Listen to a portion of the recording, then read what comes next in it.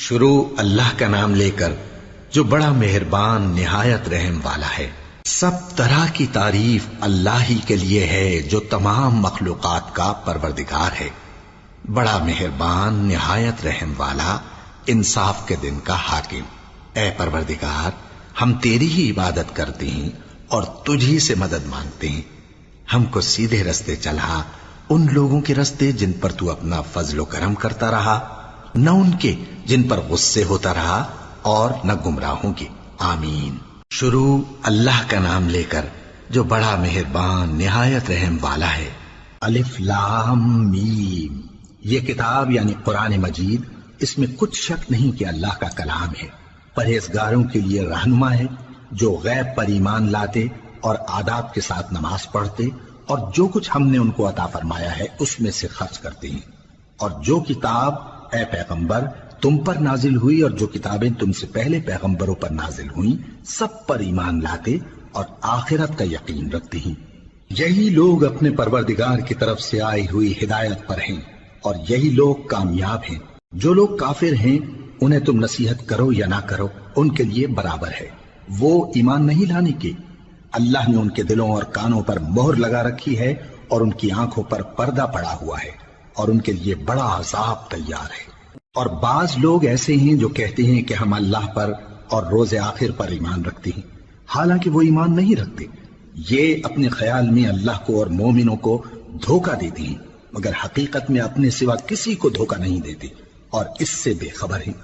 ان کے دلوں میں کفر کا مرض تھا، اللہ نے ان کا مرض اور زیادہ کر دیا اور ان کے جھوٹ بولنے کے سبب ان کو دکھ دینے والا عذاب ہوگا۔ اور جب ان سے کہا جاتا ہے کہ زمین میں فساد نہ ڈالو تو کہتے ہیں کہ ہم تو اصلاح کرنے والے ہیں۔ دیکھو یہ بلا شبہ مفسد ہیں لیکن خبر نہیں رکھتے۔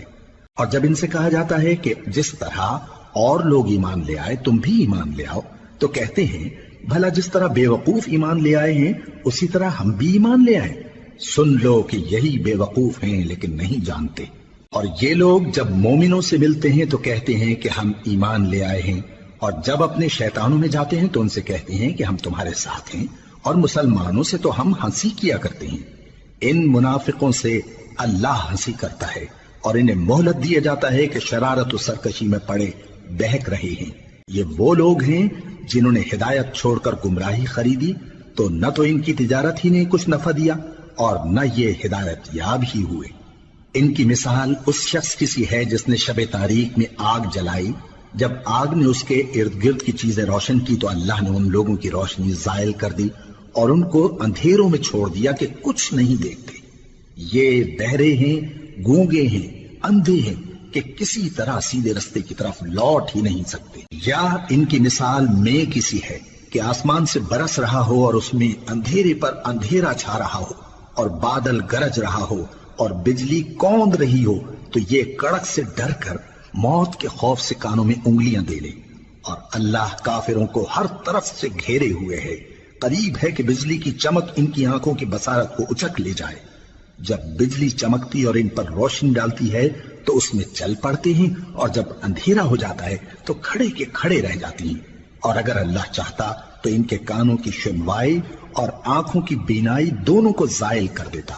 بلا شبہ اللہ ہر چیز پر قادر ہے۔ لوگو اپنے پروردگار کی عبادت کرو جس نے تم کو اور تم سے پہلے لوگوں کو پیدا کیا تاکہ تم اس کے عذاب سے بچو، جس نے تمہارے لیے زمین کو بچھونا اور آسمان کو چھت بنایا اور آسمان سے مے برسا کر تمہارے کھانے کے لیے انواع و اقسام کے میوے پیدا کیے۔